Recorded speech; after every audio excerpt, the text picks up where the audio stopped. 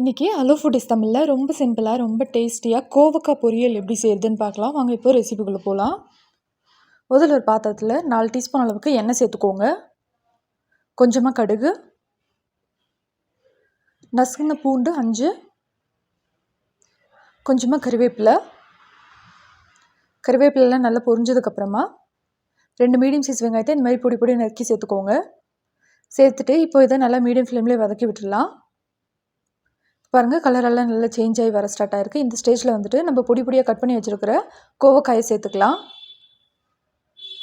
சேர்த்துட்டு 1/4 டீஸ்பூன் அளவுக்கு மஞ்சத்தூள், தேவையான அளவு உப்பு.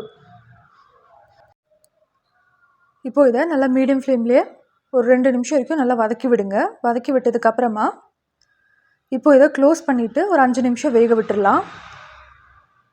அடிக்கடி வந்துட்டு கலந்து விடுங்க, அடிப்பிடிக்காமல் இருக்கிறதுக்காக.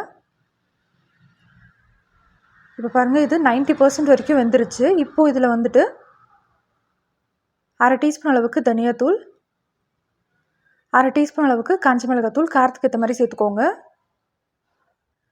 சேர்த்துட்டு இப்போ இதை ஒரு தடவை நல்லா மிக்ஸ் பண்ணி விட்டுடலாம்.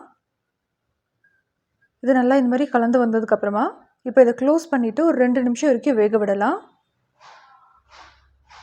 இப்போ பாருங்கள், நல்லா வெந்து வந்துருச்சு.